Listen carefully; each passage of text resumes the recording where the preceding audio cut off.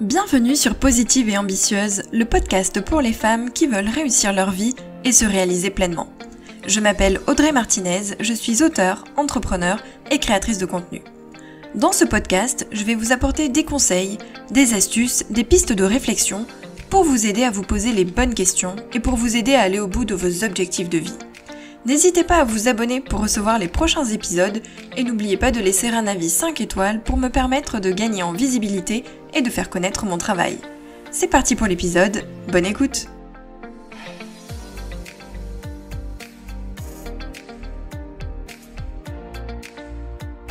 Bonjour à tous, je suis ravie de vous retrouver pour ce nouvel épisode de podcast. Je dois le dire, vous m'avez manqué parce que même si vous avez eu des épisodes toutes les semaines, sachez qu'en fait les derniers épisodes avaient été enregistrés il y a 2 ou 3 semaines et du coup moi ça fait un petit moment que je n'ai plus enregistré et franchement ça me manquait vraiment beaucoup. En tout cas en premier lieu je tiens à m'excuser pour la qualité du son des 2 derniers podcasts, le 4e et le 5e. En fait je viens de trouver, j'ai enfin trouvé pourquoi il y avait eu ce souci. Pour être honnête je pensais que c'était à cause de mon déménagement parce que du coup mon appartement est à moitié vidé, il y a des cartons au milieu et je pensais qu'il y avait une espèce d'écho parce que la pièce se vidait et en fait je me suis rendu compte que pas du tout, c'était un réglage qui avait sauté sur mon logiciel d'enregistrement tout simplement et à force de fouiller tout à l'heure j'ai réussi à trouver. Donc normalement la qualité du son pour ce nouvel épisode et pour le prochain devrait être meilleur, en tout cas je l'espère, donc 1000 pardons pour la qualité des précédents épisodes, c'était pas folichon, mais bon, je ne savais pas trop pourquoi. Et deuxième chose avant de commencer, j'espère que vous allez bien, j'espère que vous prenez soin de vous, que vous êtes confinés et en sécurité chez vous, et surtout que vous restez chez vous. En tout cas, je l'espère vraiment de tout cœur, c'est une période qui n'est pas évidente, qui est pas facile, mais bon malheureusement il faut aussi faire notre part, et notre part à nous c'est de rester chez nous. Si jamais vous travaillez toujours, si jamais vous faites partie du personnel soignant ou des personnes qui continuent à faire tourner le pays, merci vraiment et puis félicitations, ça doit pas être évident du tout et votre dévouement franchement c'est vraiment magique. Sur ce, on va commencer l'épisode. Donc aujourd'hui je voulais vous parler de la technique SMART. Vous l'avez peut-être déjà entendu passer, c'est une technique qui est très connue dans le domaine du marketing, du business et du développement personnel. SMART à la base c'est de l'anglais, ça veut dire intelligent. Mais aujourd'hui, on va l'utiliser comme un acronyme, et chaque lettre, en fait, est un critère qui permet de fixer des objectifs.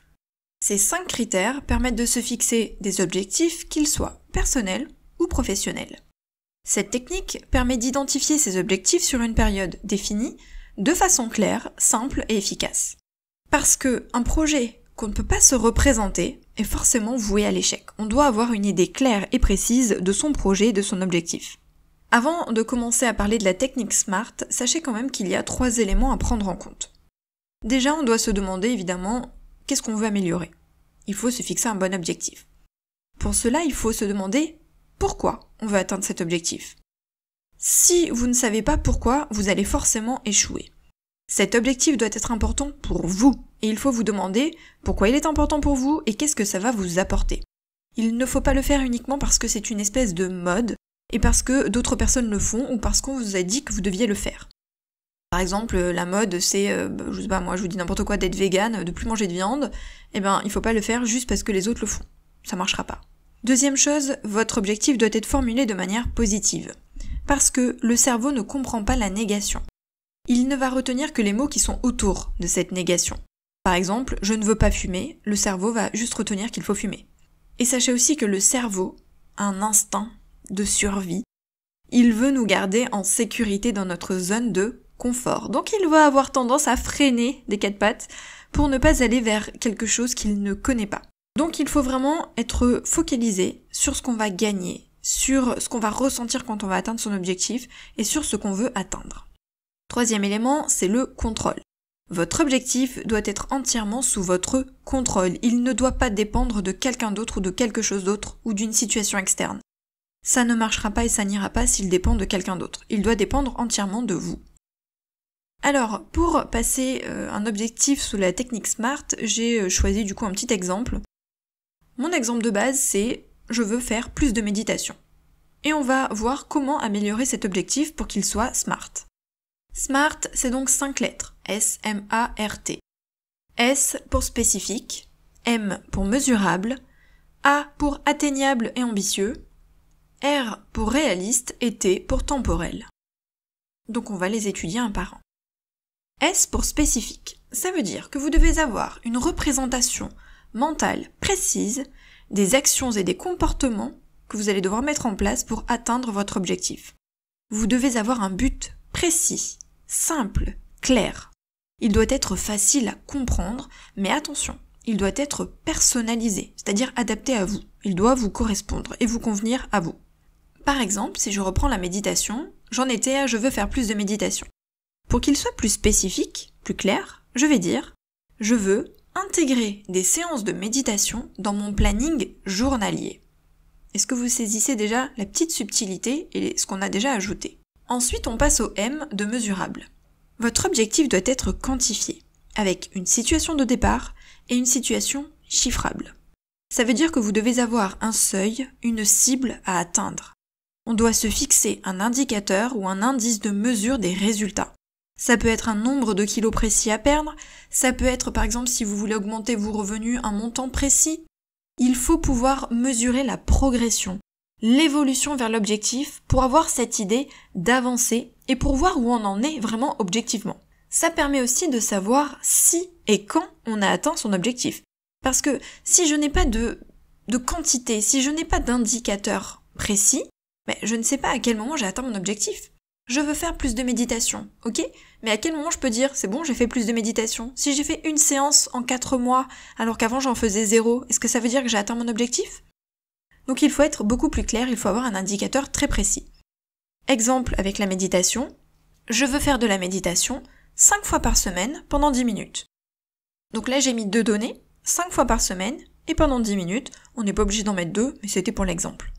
Troisième critère, atteignable et ambitieux. Alors, si vous faites des recherches sur le SMART, vous allez voir que parfois on vous dit atteignable, on vous dit aussi accepté ou acceptable et ambitieux. Il y a plusieurs critères. Alors moi aujourd'hui j'ai choisi atteignable et ambitieux. Ça veut dire que votre objectif ne doit pas être impossible à atteindre, évidemment. Il faut qu'il soit dans votre marge de progression. Il faut donc le planifier correctement et bien y réfléchir. Vous devez vous demander quelles vont être les étapes à franchir et est-ce que vous en êtes capable? Est-ce que vous pouvez le faire? Est-ce que vous acceptez de le faire? Est-ce que vous êtes motivé pour le faire? Et il faut qu'il soit ambitieux car il va vous permettre de sortir de votre zone de confort. Cet objectif, il doit être d'un niveau suffisamment élevé pour vous générer un stress positif, un stress qui va vous motiver. Ce doit être un défi, une espèce de challenge, parce que sinon, c'est pas intéressant.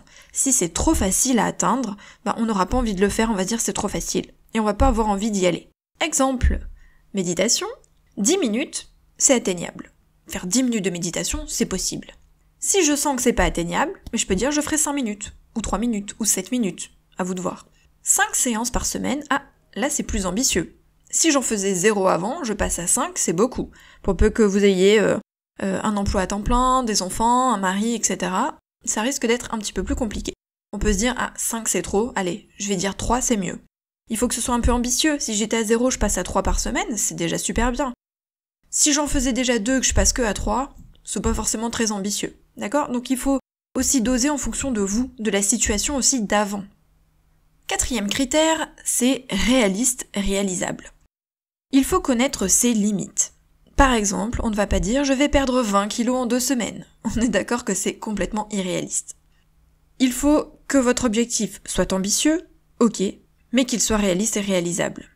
Et qu'il soit évidemment sous votre contrôle, vous vous rappelez ce que je vous ai dit tout à l'heure. Donc il faut prendre en compte les contraintes, le contexte, les ressources et les éléments qui peuvent interagir avec l'objectif. C'est-à-dire tout ce qui va peut-être venir vous empêcher de l'atteindre, tout ce qui va se mettre en travers de votre route. Imaginons, vous voulez faire de la méditation tous les soirs, mais à cette heure-là, vous avez les devoirs, le bain des enfants et ensuite le repas. Ce sont des éléments qui vont venir vous empêcher de faire cet objectif, d'atteindre votre objectif. Donc, il faut qu'il soit réaliste et réalisable parce que peut-être vous allez vous dire « je vais le faire les jours où il n'y a pas de devoirs, ou je vais le faire les jours où il n'y a pas les enfants, ou je vais le faire à un moment où je suis seule à la maison. » Bref, vous voyez, ensuite il faut adapter. Et attention, il faut que on se dépasse, il faut que ce soit ambitieux, mais sans épuisement. Il ne faut pas être trop ambitieux non plus. Il faut pas viser trop haut. De toute manière, en général, ce qu'on fait, c'est qu'on abandonne. Donc, on est quand même dans un objectif ambitieux, mais réaliste. Pour ma méditation, Il faut que je me demande, est-ce que je peux placer ça dans ma semaine? Est-ce que c'est possible? 10 minutes? A fortiori, oui, c'est possible. Si je ne peux pas, je dis 5 minutes, c'est pas grave. Il y a plein d'applications qui proposent des méditations courtes, par exemple. Est-ce que la probabilité que je le tienne est oui? Est-ce qu'il est probable que je tienne mon objectif? Est-ce qu'il est probable que je fasse 10 minutes? Est-ce qu'il est probable que je fasse 5 séances par semaine, toutes les semaines pendant 2 mois, 3 mois, 4 mois? Si c'est non, si on sent bien que ça va pas être possible, que c'est trop, alors on diminue tout de suite. C'est à ça que sert la technique SMART, c'est vraiment d'adapter l'objectif aussi à sa situation et à sa vie. Dernière lettre, c'est temporel. Ça veut dire que vous devez avoir un délai de réalisation pour votre objectif. Il doit être limité dans le temps.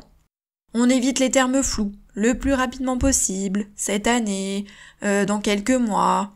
Il faut une date de mise en place, donc une date de début, des étapes précises et une date butoir, c'est-à-dire une date de fin. Donc un objectif avec un début et une fin. Attention, si c'est trop court, ça risque de ne pas être réaliste et réalisable. À l'inverse, si c'est trop long, alors ça ne sera plus ambitieux. C'est à vous de l'adapter. Si vous voulez perdre 20 kilos, vous n'allez pas vous dire je vais perdre 20 kilos en 2 mois. Là c'est trop court, c'est pas réaliste, c'est pas réalisable. Par contre, si vous vous dites je vais perdre 20 kilos en 1 an, c'est trop long. Ça veut pas dire que c'est trop long, il faut les perdre plus vite. Non, pas du tout. Ça veut juste dire que vous allez être démotivé. 1 an, c'est très long. Il vaut mieux du coup scinder votre objectif principal en petits objectifs plus faciles à atteindre. On peut se dire par exemple je vais perdre 5 kilos en 2 mois ou en 1 mois et demi. On scinde et une fois qu'on a atteint à chaque fois chaque palier, chaque petit objectif, ça nous rapproche de l'objectif final. Mais on évite du coup les temps trop longs et les objectifs trop énormes. À l'inverse, on évite aussi les objectifs qui sont trop courts, sur un délai trop court. Si je reprends ma méditation, je peux dire par exemple que je veux atteindre mon objectif d'ici 1 ou 3 mois, en faisant 5 séances par semaine. Je peux aussi le tourner différemment en me disant que je veux avoir fait 20 séances en 3 mois. On n'est pas obligé aussi d'être trop rigide, c'est-à-dire que 5 séances toutes les semaines sans exception, ça peut être compliqué. À l'inverse, je peux me dire, ah bah tiens, j'aurais dû faire 20 séances sur cette période, et ben je me dis qu'il faut qu'à la fin, j'ai fait mes 20 séances. Peut-être qu'il y a des semaines où on va en faire 3, d'autres on va faire 6. Mais voilà, l'objectif peut aussi être déterminé différemment. Si je fais un petit bilan, je suis partie de « je veux faire plus de méditation ». Et avec la technique SMART, j'arrive à, pour fin juin, je veux avoir fait 20 séances de 10 minutes de méditation. Vous sentez la différence? Vous avez un projet, du coup, qui est clair, efficace, adapté à vous, motivant, réalisable et structuré. C'est le projet parfait, c'est un objectif parfait. Et c'est un objectif qui est passé sous la technique SMART. Parce qu'il est adapté à vous, qu'il est très clair, qu'on sait où on va, qu'on sait quelles étapes, qu'on sait comment y aller, et du coup, c'est forcément un objectif qu'on peut atteindre et qu'on peut réaliser. À l'inverse de « je veux faire plus de méditation ». C'est pas assez précis. Je vous invite aussi, du coup, quand vous vous fixez des objectifs, déjà de pas en fixer trop d'un coup, on y va petit à petit, et de vous les noter dans un carnet, dans un agenda, sur un tableau, dans votre chambre, dans votre salle de bain, au-dessus de votre bureau, bref, à un endroit où vous allez le voir souvent, pour vous motiver. De faire un tableau de progression, pourquoi pas, évidemment ça dépend de votre objectif, mais avec date de début, date de fin. Par exemple, moi, là c'était 20 séances de 10 minutes, je peux cocher, je peux faire 20 cases et puis les cocher au fur et à mesure. Vous voyez, l'idée c'est aussi de voir la progression, de la voir mais de façon visuelle, vraiment, concrètement. Donc n'hésitez pas à vous la noter quelque part, un endroit que vous allez voir souvent. Pourquoi pas la décorer, mettre des couleurs, coller des choses, ça dépend aussi de ce que vous avez envie de faire. Mais ça va vous motiver, forcément. Donc pour terminer, je voulais juste vous rappeler les 5 lettres. Donc le S pour spécifique, le M pour mesurable, le A pour atteignable et ambitieux, le R pour réaliste et le T pour temporel. Et je vais vous proposer 2 petits exercices. Le premier exercice, c'est de prendre un objectif que vous n'avez pas atteint et un autre que vous avez atteint, et de les passer tous les deux sous les lettres de la technique SMART, et peut-être de voir pourquoi vous n'avez pas atteint votre objectif. Deuxième exercice, c'est du coup de vous lancer et de formuler un objectif SMART. Donc de formuler un objectif que vous avez envie évidemment de réaliser. Pas forcément un gros objectif, vous pouvez commencer petit, mais de vous lancer et de tenter la technique.